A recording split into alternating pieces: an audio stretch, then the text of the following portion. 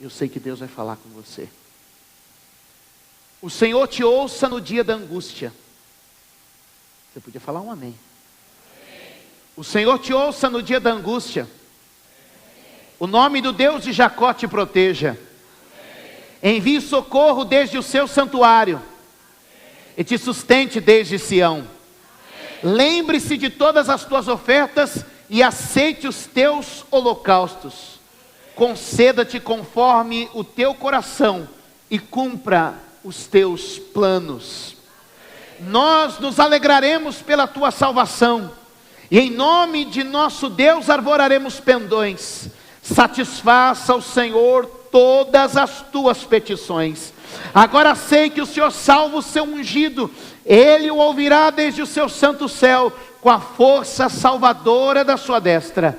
Uns confiam em carros, outros em cavalos, mas nós faremos menção do nome do Senhor nosso Deus. Uns se encurvam e caem, mas nós nos levantamos e estamos de pé.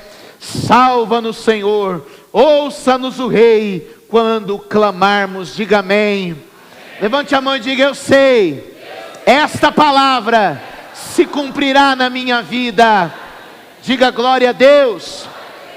Amém? Existem algumas coisas muito importantes nesse texto que nós devemos aprender, e que eu sei vão ser chaves de vitória para uma vida cristã de excelência. Note isso. Nos últimos domingos, Deus tem trazido uma progressão da sua revelação para nós. Você tem vivido isso. Falamos algumas semanas atrás sobre um concerto com Deus. Como liberar o rio de Deus na nossa vida. Como pôr o rio de Deus para fluir em nossa vida. Foi um concerto poderoso que Deus trouxe para nós, dizendo assim: eu tenho muita coisa, mas os pecados muitas vezes estão retendo. Sim ou não? Sim ou não, pessoal? Semana passada Deus falou conosco mais uma vez, profundamente, ministrando as nossas vidas a respeito de estar com Ele, de ter a vida acertada e alinhada com a vontade dEle. E semana passada, quando terminamos de ministrar isso, o Espírito Santo falou: agora eu quero ensinar vocês a viver de maneira excelente. Quem lembra disso? Essa palavra que Deus nos trouxe, e eu comecei a ler esse texto, porque esse texto é o seguinte: ele é a oração que se faz pelo rei, quando ele saía para o campo de batalha. A Bíblia diz que eu e você precisamos aprender a viver como reis, amém? Eu e você precisamos aprender como reis. Ô bispo, isso é uma coisa boa, eu quero ficar no trono, quero poder dar ordem, ter alguém me servindo. Não, não é esse o espírito da palavra que Deus fala. Quando a Bíblia diz que nós devemos ser como reis, a Bíblia está dizendo que nós devemos servir como reis, servir como alguém que lidera o povo na batalha, que vai à frente. Deus, eu tenho orado a Deus, porque nesses dias, o povo brasileiro, meu irmão, precisa de alguém que saia como rei à frente da batalha. Que a igreja se coloque como líder para guiar esse povo que está como um rebanho que não tem pastor nesta nação. Que nesses dias de decisão que nós estamos chegando para decidir algo a respeito do Brasil, que o Senhor use a igreja como luz, como referência, como baluarte da verdade, como está escrito na palavra. Deus precisa levantar uma geração que exerça influência nessa terra. Levante a mão e diga: eu sou o sal, eu sou a luz. Deus precisa levantar, e Ele quer levantar uma geração que seja sal e luz nesta terra.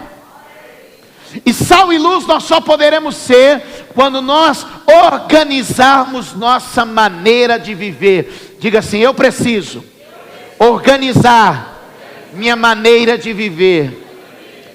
E eu quero compartilhar hoje com vocês alguns segredos muito especiais, e que eu tenho certeza vão falar com a sua vida. Quero ser rápido e quero ser objetivo nisso. O primeiro segredo, quando eu olho aqui no texto, a Bíblia diz assim: o Senhor te ouça. O Senhor, pegue uma caneta, é muito fácil você poder destacar alguns pontos numa mensagem. Vou te ensinar. Marque a palavra ouça. Dentro da palavra ouça, nós podemos pregar 1 hora. Porque há uma afirmação aqui, Deus ouve. Vamos dizer, Deus ouve. Há uma afirmação aqui, Deus ouve. A Bíblia diz em Isaías 59:1 que o ouvido de Deus não está agravado para que não possa ouvir. Ou seja, o nosso Deus é Deus que ouve. Quando fala de Deus ouvir, a Bíblia também pode estar nos dizendo a respeito da oração. Diga comigo, a oração. Ei, diga forte, a oração de um justo pode muito em seus efeitos. A oração é uma arma potente. Quantos podem dizer amém? A oração está cheia de potencial para realizar algo na nossa vida. A Bíblia quer levantar uma geração de oração. Quer organizar a sua vida? Organize a sua vida de oração. Você quer viver um nível mais excelente de vida cristã? Aumente a sua intensidade e dedicação à oração. Jesus disse: tudo quanto pedir em oração, o Pai vai fazer. Diga glória a Deus. Sabe por que não temos tanto? Sabe por que não realizamos tanto? Sabe por que não alcançamos tanto? Porque não oramos tanto quanto devíamos. Porque o dia em que aumentarmos a nossa carga de oração, também vamos aumentar a nossa carga de milagres, nossa carga de vitórias, nossa carga de resposta. O dia que aumentarmos a nossa carga de oração, vamos diminuir a nossa carga de preocupação, a nossa carga de ansiedade, a nossa carga de aflição. A Bíblia diz: o Senhor te ouça no dia da angústia. Diga glória a Deus. Queridos, quando você ora, é um remédio para a tua alma. A Bíblia diz que enquanto estamos orando, a nossa mente e o nosso coração vai sendo aliviado, diz lá em Filipenses. Há muitos problemas emocionais que você poderia vencer tendo um bom período de oração, descarregando tudo na presença do Senhor e saindo daquele momento aliviado, lavado, banhado e renovado no poder de Deus. Se eu quero viver uma vida cristã de excelência, em primeiro lugar, eu tenho que saber: Deus me ouve quando clamo. Diga amém. E esse Deus que ouve é um Deus de resposta. Diga glória a Deus. Em primeiro lugar, eu quero que você use a arma da oração. A oração vai mudar a história da sua família. A oração vai mudar a sua casa. A oração vai mudar o seu destino. A oração muda o coração do teu chefe. A oração muda o caminho que você faz. A oração repreende o diabo. A oração renova a saúde. A oração abre a janela do céu e traz a bênção de Deus para a nossa vida. Quantos querem renovar a sua vida de oração? Depois a Bíblia vai falar no verso seguinte, ainda no mesmo verso: o nome do Deus de Jacó te proteja. Marque a palavra nome. O nome é um segredo poderoso. Jesus disse assim: em meu nome. O que ele disse? Em meu nome. Em meu nome expulsarão demônios. Em meu nome curarão os enfermos. Em meu nome vocês vão profetizar. Sabe o que Deus está falando conosco? Nós temos a arma mais poderosa do mundo: o nome de Jesus. Sim, no passado, na antiga aliança, era um pouquinho mais complicado, porque eles, para curar, eles invocavam Jeová Rafa, o Deus que cura. Para prosperar, eles invocavam Jeová Jireh, o Deus que provê. Para a batalha, eles invocavam Jeová Tsabaote, o Deus dos exércitos. Mas o Evangelho simplifica. Diga para alguém perto de você, diga: o Evangelho simplifica. Eles invocavam o nome de Deus de acordo com cada necessidade. Eles invocavam o nome de Deus. Mas vem a Bíblia e diz assim: e Deus deu a Jesus o nome que está acima de todo nome, nome ao qual todo joelho se dobre e toda língua confessa que Ele é o Senhor. A Bíblia diz no livro de Joel: e todo aquele que invocar o nome do Senhor será salvo. Queridos, a Bíblia está nos ensinando que nós podemos usar este nome poderoso na nossa vida. Eu tenho a oração e eu tenho o nome. Eu tenho a oração e eu tenho o nome. Ouça. Deus está te dizendo: se você mandar embora este mal no nome de Jesus, o mal vai embora. Se você invocar o nome do Senhor, a salvação se apresenta, o livramento aparece, Deus ouvirá você através do nome de Jesus, porque o mérito não está em nós, e aí é que a graça funciona, porque se eu for no meu nome eu não mereço, mas se eu vou no nome de Jesus, então merece. Escute o que eu vou dizer a você essa manhã, tome posse do nome de Jesus, profetize no nome de Jesus, determine no nome de Jesus, e a força deste nome vai operar a seu favor. Por favor, não se esqueça do nome. Ele diz que o Senhor te ouça e que o nome te proteja. Seja protegido, você e a sua casa, pelo nome de Jesus. Nesses dias de violência, de impiedade, nesses dias de pessoas malignas, o Senhor te ouça e o nome de Jesus te proteja. Eu não sei se você entende o que aconteceu aqui agora, mas foi criada uma proteção, uma cobertura sobre todas as famílias aqui representadas pelo poder de Deus. Verso de número 2.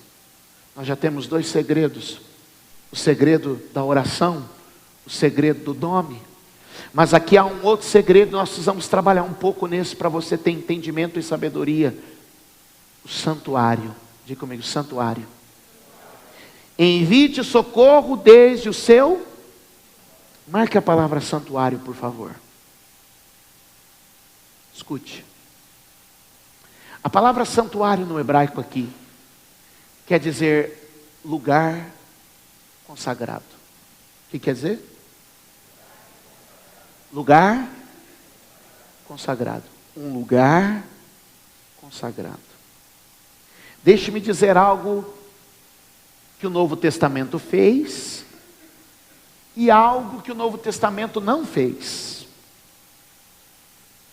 Amém? Ouça, eu preciso que você preste atenção nisso. Há muitas vozes contrárias voando por aí. O que o Novo Testamento fez? Quando digo Novo Testamento, digo a nova aliança em Cristo Jesus. Rasgou o véu de alto a baixo, e todos nós temos livre acesso a Deus. Não precisamos ir em um lugar determinado, específico e único, onde Deus está concentrado. Amém? Jesus disse em João capítulo 4, para a mulher à beira do poço de Samaria, ele diz assim: olha, vai chegar a hora em que nem aqui e nem ali vocês vão adorar ao Senhor, porque o Pai procura verdadeiros adoradores que o adorem em espírito e em verdade.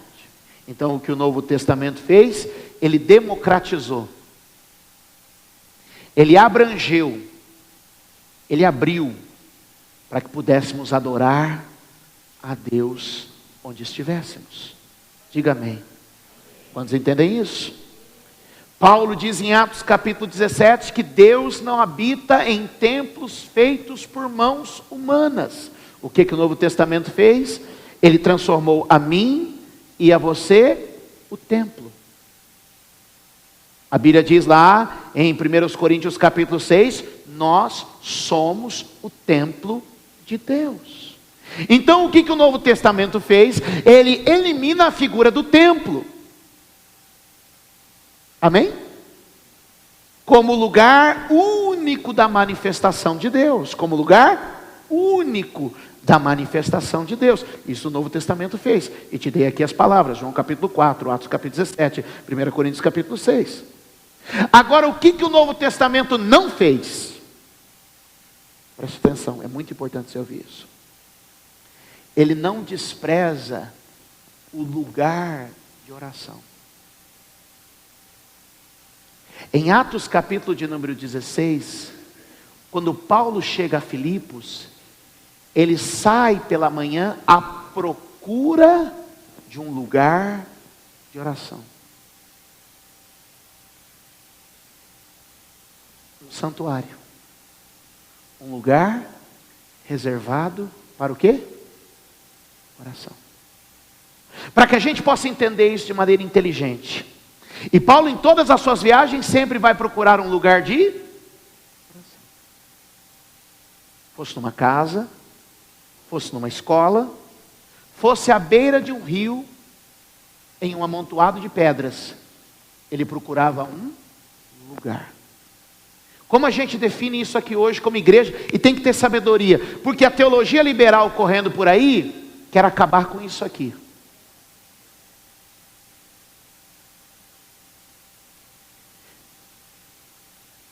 Então, como a gente vai definir de maneira inteligente e bíblica? Eu te disse o que o Novo Testamento fez, e eu estou te dizendo o que o Novo Testamento não fez. Ele nos liberou da necessidade de um lugar, mas ele não despreza o lugar de reunião. Quantos entendem isso? Então, de maneira a simplificarmos e com muito entendimento, eu queria gastar mais tempo com esse ponto, para que a gente continue sendo uma igreja forte e sadia. Deus não está preso a este lugar. Amém?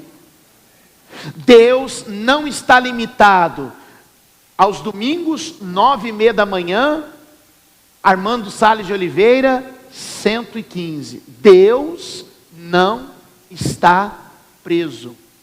Ele pode agir na mesa da tua casa na hora do almoço. Ele pode te visitar às 3 da madrugada à beira da tua cama.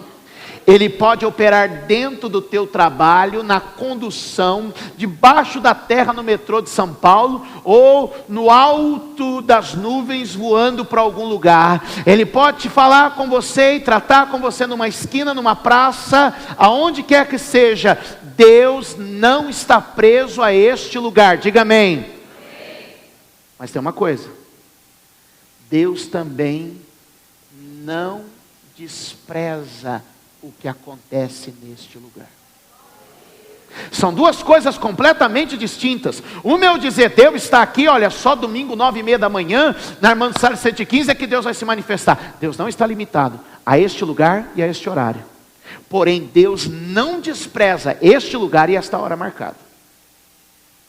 Quem está entendendo isso? O problema são os exageros. Qual é o problema? Os exageros. As pessoas entram em guerra porque um vai para uma ponta extrema, outro vai para outra ponta extrema e a Bíblia fica de fora. Mas quando você entra na Bíblia, como a Bíblia é, porque a letra mata, mas o Espírito traz vida. Quando você começa pelo Espírito vasculhar a Bíblia, você vai entender o seguinte: Deus não está preso a este lugar e este horário. Porém, Deus não desprezará nosso lugar e nossos horários de reunião. Vamos falar isso aqui para a gente firmar uma sentença aqui juntos? Diga, Deus não está preso a este lugar e a este horário. Porém, Deus não desprezará este lugar e os nossos horários. O que significa dizer que Deus age em qualquer lugar e em qualquer hora. Inclusive na hora em que nós marcamos e no lugar que nós marcamos para como igreja estarmos reunidos com Ele.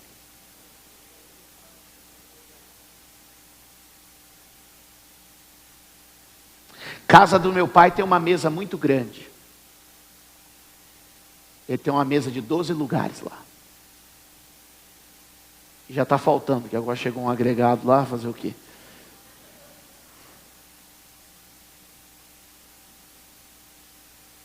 Aquela mesa, qualquer hora que eu ou um dos meus irmãos chegarmos lá, vai nos servir. Qualquer hora. Chegou lá, a gente vai ser servido. Mas hoje não, porque eu não vou lá. Mas um domingo desse eu vou tirar uma foto e vou mandar para vocês. Quando a mesa é posta para todo mundo sentar. O que eu estou te dizendo? Deus vai te ouvir e te atender onde você estiver e na hora que você precisar. Mas quando a gente marca uma hora e um lugar para estar com Ele e com os nossos irmãos, a mesa é servida de forma extraordinária. Sim, você que está me assistindo por vídeo, por seja qual canal que for agora, você está recebendo de Deus aí. Mas eu vou te dizer uma coisa, não se compara com o ambiente que está aqui dentro desse lugar. Oração, o nome e um lugar onde eu me reúno com os meus irmãos para crescer espiritualmente.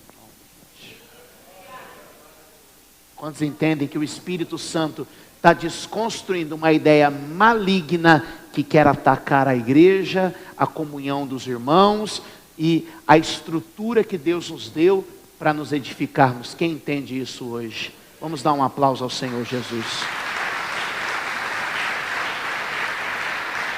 Diga glória a Deus.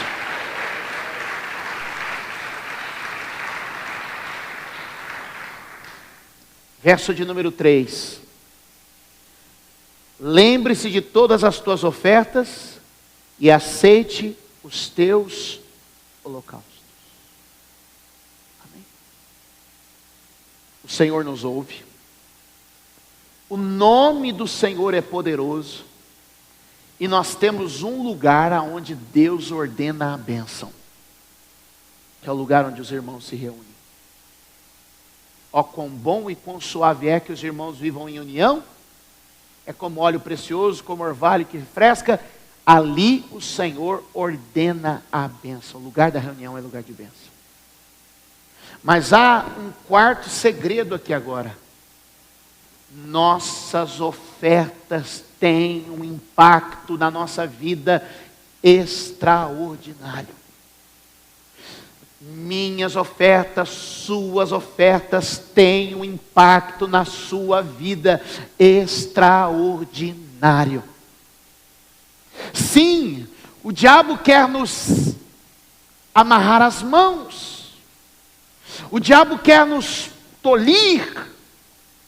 Porque as ofertas trazem uma liberação de favor sobre a nossa vida. Elas criam um espelho que rebate em direção à nossa alma. Porque a Bíblia diz, ao homem liberal, Deus o tratará com liberalidade. O que o homem planta, o homem colhe. Querido, as ofertas são um caminho de bênção para a nossa casa, para a nossa família e para o nosso lar. Deixe essa liberalidade envolver teu coração. A Bíblia diz aqui em algumas coisas, esse texto nos afirma que a oferta cria um memorial. Diga comigo, memorial. E por que ela cria um memorial? Porque ali no final do verso 3 chama de holocausto. Diga comigo, holocausto. Diga de novo, holocausto. A palavra holocausto quer dizer aquilo que sobe. O que quer dizer holocausto? Aquilo que? Representando a fumaça que subia na hora da oferta e que chegava à presença de Deus. Amém? Deixe-me explicar algo que eu comecei a explicar na última quinta-feira, para a gente aprender. Você vai ler talvez lá no livro de Salmos, você vai encontrar lá o seguinte: olha, Deus não se alegra em sacrifício, mas em que se tem um coração contrito e quebrantado. Uma coisa é uma coisa, outra coisa é outra. Amém? Essa teologia é boa. Uma coisa é uma coisa, outra coisa é outra coisa. Já dizia o filósofo. Por favor, quando a Bíblia está falando de um sacrifício que Deus não se agrada, a Bíblia está falando de sacrifício pelo pecado. Qual sacrifício? Você deve lembrar que no Antigo Testamento, na lei, foram formados vários modelos de sacrifício. Entre eles havia o sacrifício que era a oferta queimada pelo pecado. Essa oferta queimada pelo pecado era uma oferta que Deus não se agradava. E por que Deus não se agradava? Porque todas as vezes que aquele cheiro subia diante de Deus, era sinal que o povo tinha pecado, que alguém havia pecado e que agora estava lá. Ou seja, Deus está recebendo aquela oferta? Está. Mas Ele está contente com ela? Não. Porque ela é um gesto de que as pessoas pecaram. Agora imagina se passasse um dia na terra e que não subisse uma oferta pelo pecado às narinas de Deus. Deus não sentisse o cheiro da oferta pelo pecado. Então ele dizer, puxa, hoje ninguém pecou. Deus estaria o quê? Satisfeito. Mas a Bíblia não fala só desse tipo de oferta. A Bíblia vai dizendo que são vários tipos de oferta. E aí a Bíblia fala de holocausto, que é a oferta pacífica, cheiro agradável de suavidade na presença do Senhor. Eram ofertas de louvor, ofertas de gratidão, ofertas de celebração e ofertas de reconhecimento, em que as pessoas faziam o dia inteiro essa oferta, e essa oferta chegava agradável diante de Deus.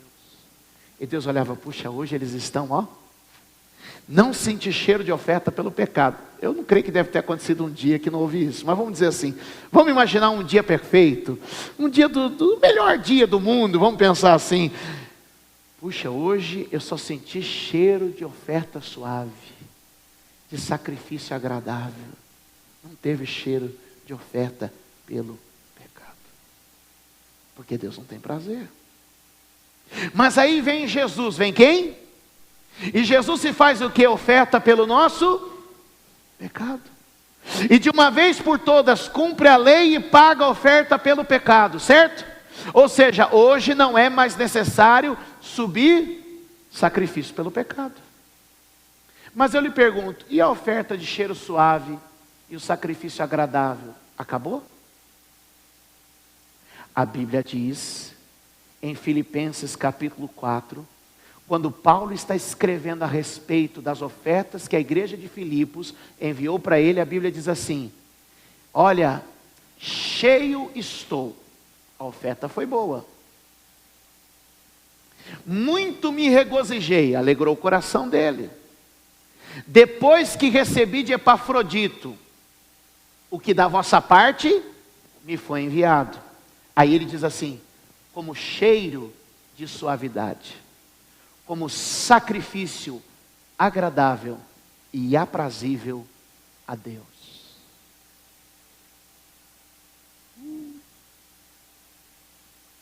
Aí ele diz que isso abre uma conta. Ele diz que isso abre o quê? Filipenses capítulo 4. Eu estou citando para vocês, mas vocês podem ler depois. Isso abre uma conta. Porque ele diz assim, não que eu procure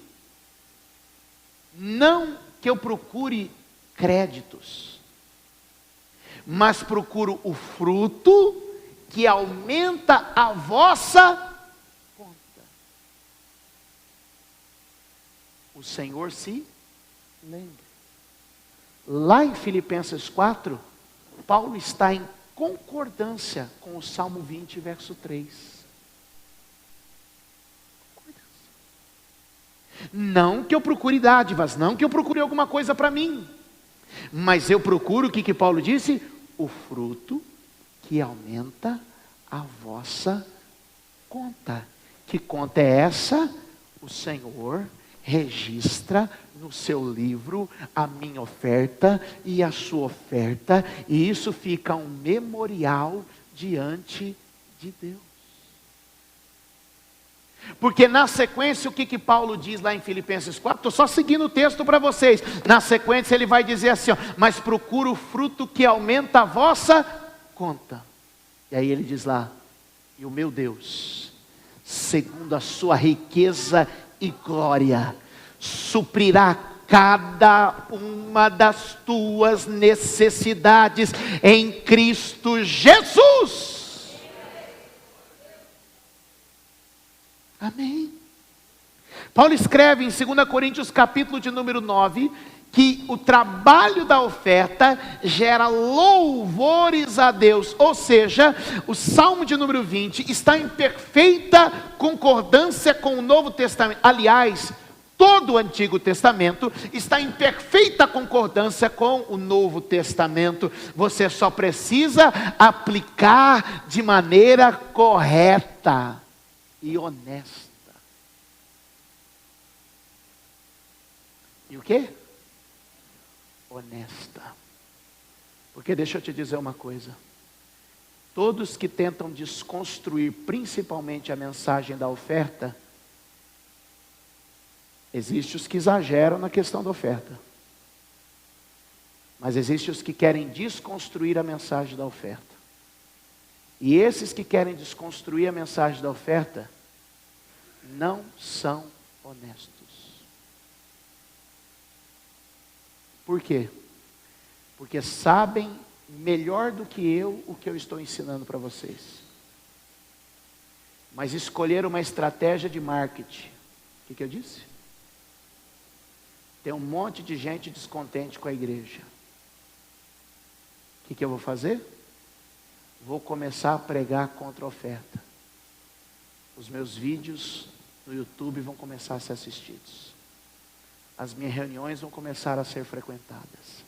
As pessoas vão ver em mim alguma coisa diferente. Pura desonestidade. Fale isso diante de Deus, do altar de Deus, pelo Espírito Santo. Sabendo que tem fogo aqui sobre a minha cabeça. Porque sabem o que eu estou lhe ensinando nesta manhã. Mas tomados de um espírito desonesto, decidiram tocar na oferta do altar. A oferta é santa. O dinheiro foi para a tesouraria da igreja. É verdade. Mas a oferta subiu como cheiro de suavidade e chegou como sacrifício agradável e aprazível diante de Deus. E lá nos dias de Abel, antes da lei, antes de religião, antes de sacerdote, antes de templo, meu irmão diz que a oferta de Abel clamou na presença do Senhor. Nós sabemos que o nosso ato de ofertar cria na nossa vida benefícios, bênçãos, que nós sabemos o Senhor é fiel para cumprir. Duas coisas que eu queria hoje aqui, e creio que vocês são muito inteligentes, falar sobre o santuário e falar sobre a oferta. As outras duas, eu creio que são mais aceitáveis. A oração, Deus vai nos ouvir. O nome de Jesus é poderoso. Sim, há poder quando nos reunimos juntos. Sim, há uma liberação de Deus quando ofertamos no ministério. E por resultado, o verso de número 4 diz assim: conceda-te. Eu termino com este. Conceda-te conforme o teu coração e cumpra todo o teu desejo, todo o teu projeto. Como ter uma vida de realização na presença do Senhor. 4 coisas simples que eu te digo. Ore, invoque o nome do Senhor, frequente a casa de Deus e honre o altar do Senhor com as tuas ofertas. Sabe o que vai acontecer? Um rio do favor e da resposta de Deus descerá sobre a nossa vida e nós viveremos plenamente abençoados, plenamente satisfeitos, plenamente realizados naquilo que propusermos em nosso coração. Quem entende isso? Leia comigo o verso de número 4, o louvor pode subir aqui. Eu sinto que já nós temos falado nesses últimos dias de santidade, nós temos falado nesses dias de consagração, nós temos falado nesses dias de concertos com Deus, e se a nossa vida está limpa, querido, é isso que vai acontecer. Você pode ler o que está no telão aqui comigo? Eu gostei dessa tradução, e vamos lá? Conceda-te conforme o teu coração, e cumpra todo o teu plano. Sim, eu acredito que Deus há de agir nos planos que você tem colocado diante dele. que Deus há de agir nos projetos que você tem posto diante dEle. E que a bênção do Senhor aqui hoje buscada, invocada, na oração, no nome de Jesus, neste lugar, nas nossas ofertas, a bênção do Senhor está conosco, para realizar obras extraordinárias e poderosas. Quantos podem dizer amém? E a Bíblia segue então depois, a partir do verso 5, dizendo: nós vamos levantar uma bandeira de vitória. No verso 6 ele diz assim: eu sei que o Senhor salva o seu ungido. E no verso 7 diz assim: uns confiam em carros, outros em cavalos, mas nós estamos seguros no nome do Senhor nosso Deus. Porque, meu irmão, o cavalo vai ficar velho e vai começar a mancar, o carro vai enferrujar, mas eu e você, meu irmão, temos um nome que não passa, um nome que é poderoso, o nome de Jesus. Sim, o texto diz aqui no verso de número 8: uns se encurvam e caem, mas nós, a gente até se curva, porque às vezes a pressão vem, mas a Bíblia diz que a gente não cai não. A Bíblia diz que a gente levanta e continua de pé.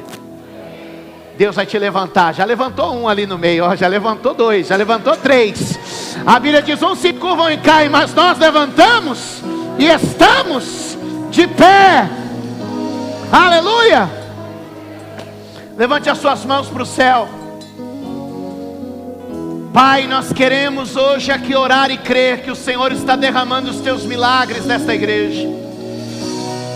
Nós queremos acreditar que hoje, Senhor, o desígnio, o desejo, o plano que traçamos será bem sucedido na tua presença. Deus, nós oramos para que o Senhor nos dê vitória nesta batalha. Senhor, nós te pedimos neste dia, meu Pai, que a tua presença, a tua graça e o teu favor esteja sobre toda esta igreja. Ensina-nos a andar conforme a tua palavra, ensina-nos a caminhar conforme o teu querer. Abre a nossa visão e dá-nos, ó Pai, entendimento, compreensão, sabedoria, revelação. Deus, tudo aquilo que o Senhor tem preparado para esta igreja, vem agora sobre as nossas vidas, vem agora sobre nós esta manhã, em o nome do Senhor Jesus. Em o nome do Senhor Jesus. De mãos levantadas, vai dando glória a Deus aí, querido. Que o Senhor atenda o desejo do teu coração, e que Ele abençoe os teus planos, em nome de Jesus. E quem crê, diga amém, e dê um aplauso bem forte ao Senhor. Me escutas quando clamo, e acalma o meu pensar. Me levas pelo fogo, curando todo o meu ser. Confio em ti, confio